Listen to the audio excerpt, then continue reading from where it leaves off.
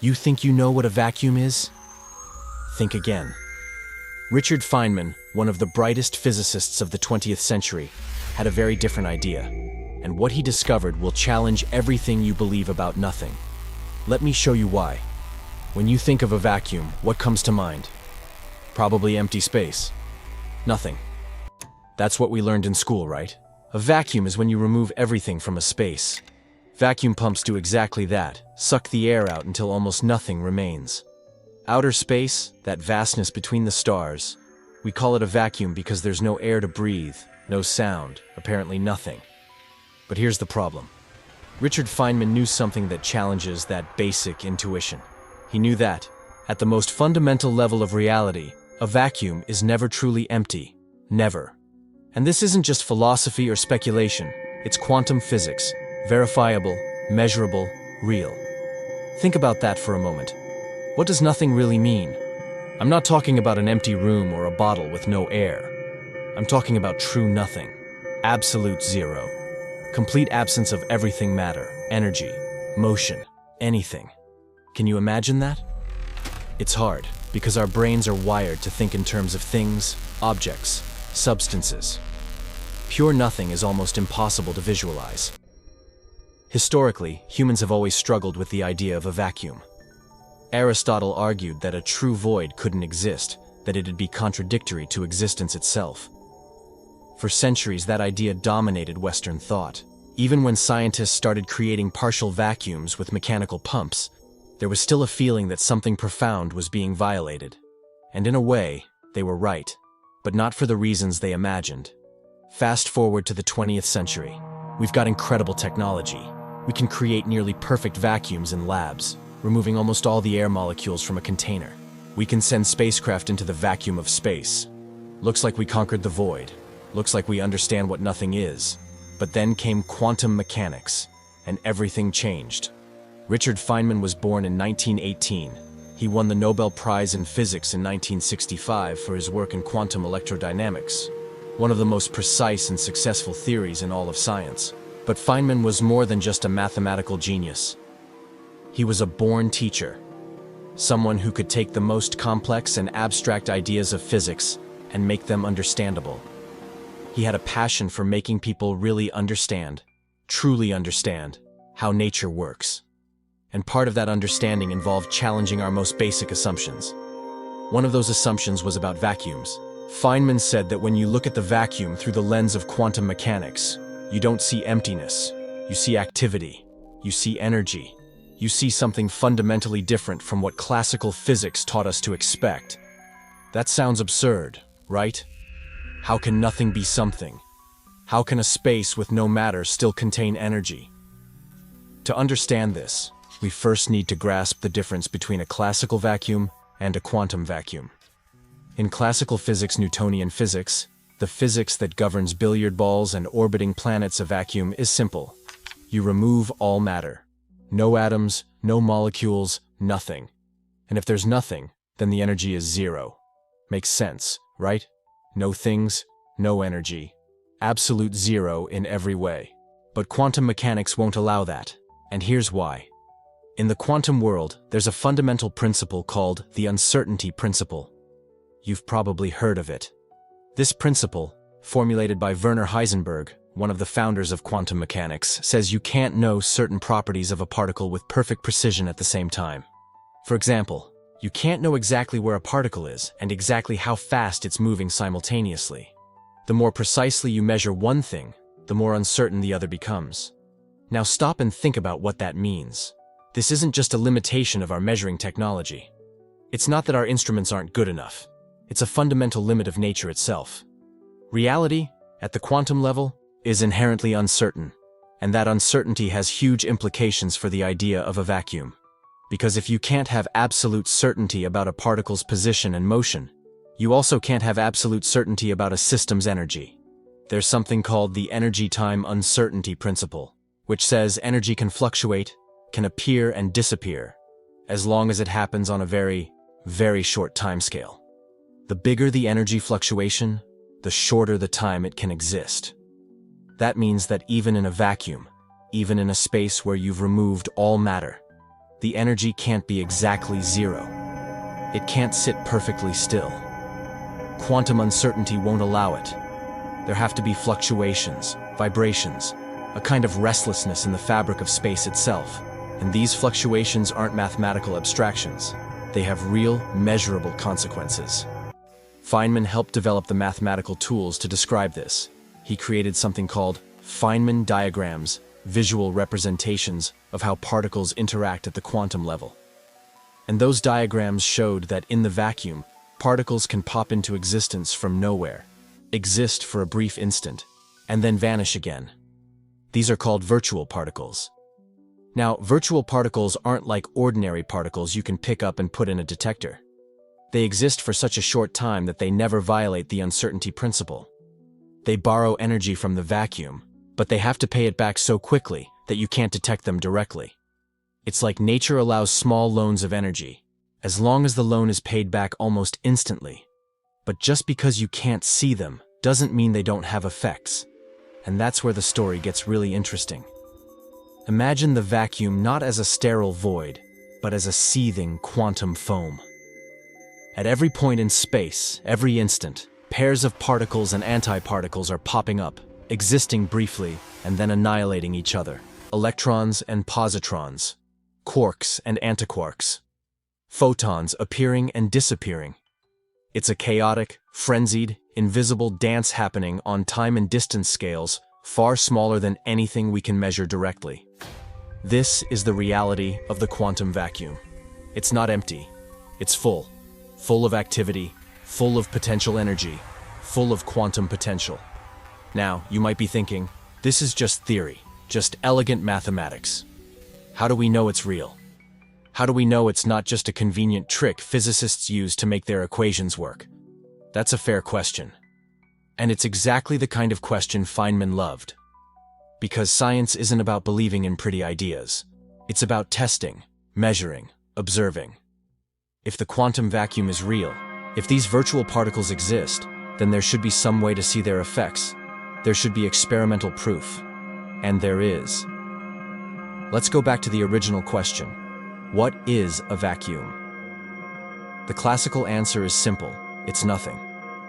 But Feynman's answer, the quantum answer, is much deeper. A vacuum isn't the absence of everything. It's the lowest possible energy state allowed by quantum mechanics. And that state is not zero. It's full of fluctuations, full of virtual activity, full of an inherent energy that can never be completely removed. That vacuum energy isn't small or insignificant. It plays a crucial role in particle physics, in cosmology, in our understanding of the universe. Some scientists believe that dark energy, the mysterious force driving the universe's accelerating expansion, may be related to quantum vacuum energy. That's still speculative, but it shows how deeply this idea permeates modern physics. Feynman spent his life exploring these ideas. He didn't just develop the math, he made it accessible. He taught generations of physicists to think differently about the quantum world. He challenged people to abandon their classical intuitions and embrace the inherent strangeness of quantum reality. And the strangeness of the vacuum is only the beginning. Think about it. Every cubic centimeter of space around you, even the space that seems completely empty, is bubbling with quantum activity. Virtual particles are appearing and disappearing faster than you can blink. Energy is fluctuating in and out of existence. The fabric of space itself is never at rest. This isn't science fiction. It's the best description we have of reality, backed by decades of precise experiments and observations. But there's still a lingering question. If these virtual particles are so ephemeral, so impossible to detect directly, how do we really know they're there? How can we be sure it's not just a mathematical invention? The answer lies in a remarkable experiment. An experiment that proves, beyond doubt, that the quantum vacuum is not empty. An experiment that shows vacuum energy is real, measurable, and has concrete physical consequences. To understand why nothing can ever be truly empty, we need to explore the quantum principle that makes stillness impossible. We need to dive deeper into uncertainty, into fluctuations, and into the virtual particles that populate every piece of space. And we need to look at the evidence, the experimental proof that all this is not just abstract theory, but measurable reality. That evidence has a name. And it comes from a principle that challenges everything we thought we knew about reality. The Heisenberg uncertainty principle. A principle that, when Feynman explained it, he liked to say was not just a limitation of our instruments. It wasn't just that we can't measure with precision. It was something much deeper. It was nature itself refusing to have definite values. Think about it. In classical physics, you can measure the position of a ball perfectly. You can measure its speed perfectly. You can know exactly where it is and where it's going simultaneously. That seems obvious. Seems how things should be. But in the quantum world, Heisenberg discovered something disturbing.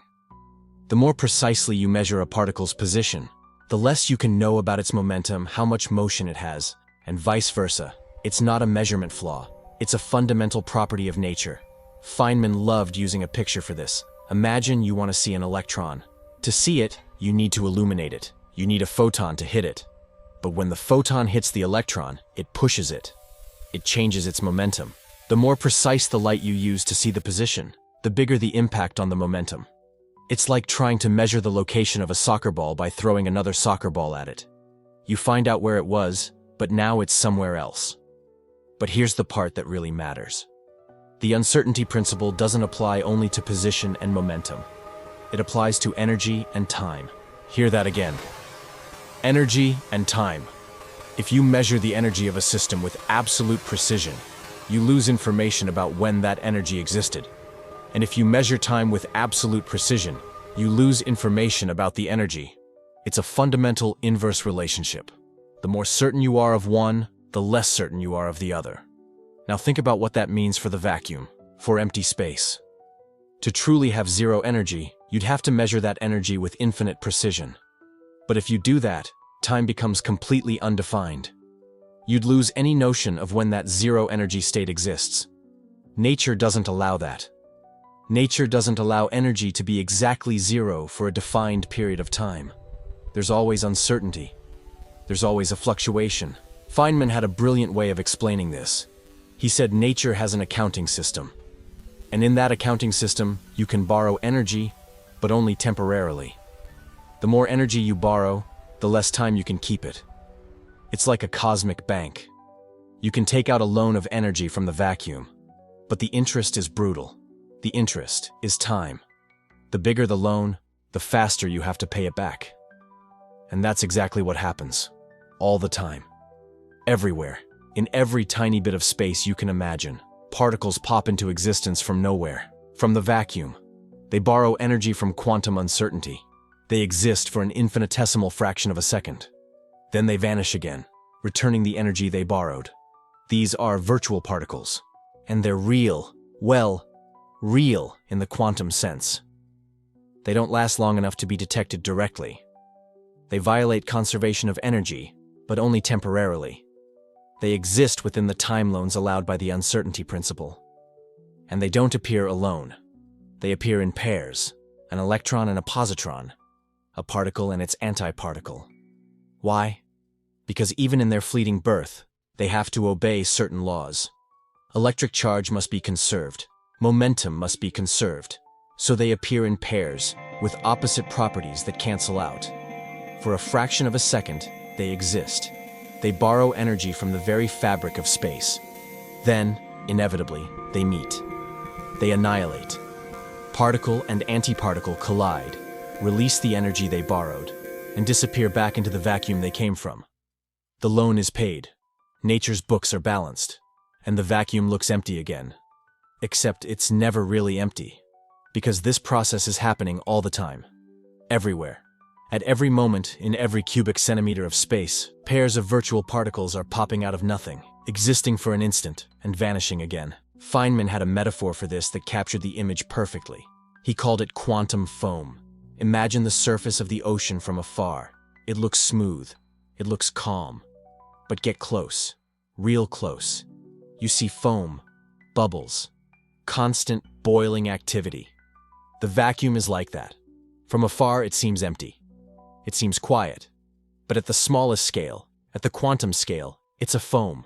It's a seething sea of virtual particles popping in and out so quickly you can never catch them directly. And this isn't just a pretty picture. It's not just a handy metaphor.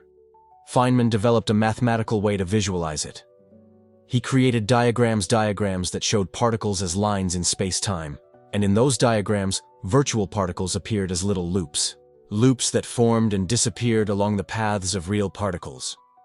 Those diagrams became one of modern physics' most powerful tools.